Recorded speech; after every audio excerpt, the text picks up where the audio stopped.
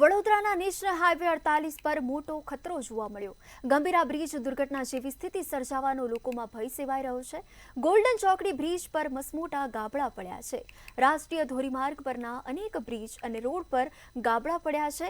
વડોદરાથી સુરત જવાના માર્ગ પર પણ ગાબડા જોવા મળ્યા। આ સાથે જ ટ્રાફિકની મોટી સમસ્યા તેમજ વાહનોને અકસ્માતનો ભય થઈ રહ્યો છે। તેમજ સાંસદ અધિકારીઓ માત્ર નિરીક્ષણ કરીને સંતોષ માની રહ્યા છે। पड़ी है, कहीं भी गाड़ी चलाने के लायक नहीं है हम, और बहुत ज़्यादा स्थिति खराब है ड्राइवर लोगों की। तो 2-2 फुट के 3-3 फुट के खड्डे हो रखे हैं पूरे रोड में। पूरा रोड खराब है, सूरत से लेकर यहाँ तक पूरी ही मिट्टी खराब है भाई साहब। कितना डर लगता है? बहुत डर लगता है भाई साहब, कहीं ये नहीं पता कि गाड़ी किधर चली जाए हमारी। हाँ, बहुत खतरा है हमारे को इसमें। ऐसे रोड नुकसान कैसे हो रहा है? नुकसान कितना हो रहा है? नुकसान तो बहुत है सर, इस रोड में बहुत गाड़ियों के पट्टे वगैरह और कमान वगैरह टूटी हुई पड़ी है। पूरा जाम है, पूरा रास्ता सूरत से लेकर यहाँ तक बहुत खराब है।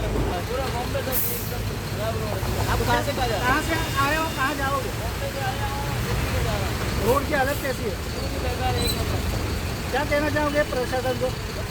क्या मिलता ही है, गाड़ी वाले जो टोल टैक्स देते हैं, रोड टैक्स देते सुविधा हैं, नहीं मिलती, कोई सुविधा नहीं है। कितना डर लगता है? डर तो लगता ही है ना। पहला खाना છે ને ગાડી અમારી બી આવી ગાડીને કેટલું નુકસાન થાય છે? ગાડીને નુકસાન થયેલું તો પોતાનો ભય કેટલો લાગે? ભય એવું લાગે કે આપણે જીવનો જોખમ જેવું લાગે।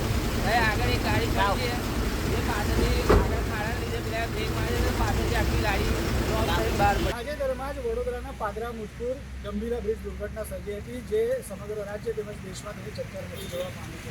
આજે મંતવ્યની ટીમ અત્યારે જે રિયાલિટી ચેક કરવા માટે વડોદરાના ગોલ્ડન ચોકડી ઉપર આવેલા આ બ્રિજ ઉપર આવી પહોંચી છે, અને જે નિરીક્ષણ અમે અત્યારે જોઈ રહ્યા છે, જે રિયાલિટી ચેક અમારા દ્વારા કરવામાં આવી રહ્યું છે, તેથી સૌ કોઈ હવે ચકિત થઈ જશે। તેનું મુખ્ય કારણ છે કે જે માર્ગ જે છે આ નેશનલ હાઈવે નંબર 48 છે, આ નેશનલ નંબર હાઈવે 48 જે છે તેનો જે રોડ છે તે વરસાદના કારણે ધોવાઈ ગયો છે।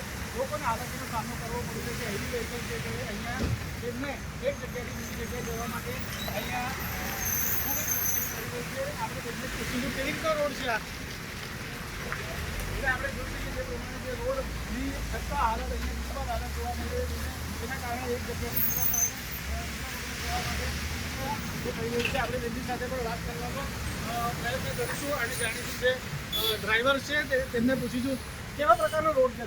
अरे बहुत खराब है इस पर। અચ્છા, ખાડાઓ બહુ ખાડા મોટા મોટા છે। જો ગાડીને નુકસાન કેટલું થાય? ગાડીનું નુકસાન પાછળ ભય કેટલો લાગે છે? ભય કેટલો લાગે છે? ભાઈ તો ખરો જ ને। તો શું કહેવા માંગશો પ્રશાસનને? પ્રશાસનને કહેવાય રસ્તો સારો કરે તો સારું એમ।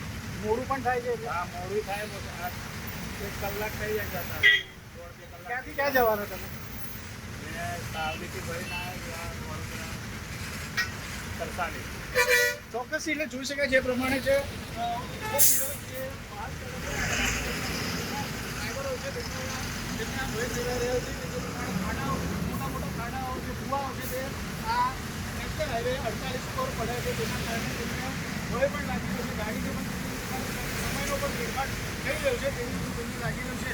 હવે કેટલી વહેલી તકે તેમની સમસ્યાનું નિરાકરણ આવશે તેની પણ આશા હવે અત્યારે વ્યક્ત કરવામાં આવી રહી છે। તમામ જે હેવી વ્હીકલ ડ્રાઈવરો છે તેમના દ્વારા કરવામાં આવ્યું છે। પ્રશાસનને પણ તે લોકો અનુરોધ કરી રહ્યા છે કે આ જે નેશનલ હાઈવે નંબર 48 છે ત્યાં એક જગ્યાએથી બીજી જગ્યાએ જવા માટે પણ સમયનો જે વેડફાટ થઈ રહ્યો છે, સાથે જે ભય પણ તેમને સેવાઈ રહ્યો છે કે નાના મોટા જે ખાડા છે તેના કારણે તેમનો જે ભય છે તે ક્યારે દૂર થશે તેવી રીતની વાત પણ છે, અને તેવા પ્રશ્નો તેઓ સરકાર સમક્ષ મૂકી રહ્યા છે। ચંદ્રકાંત મહિલા સાથે સત્યન્યાવાસ્કર મંતવ્ય ન્યૂઝ।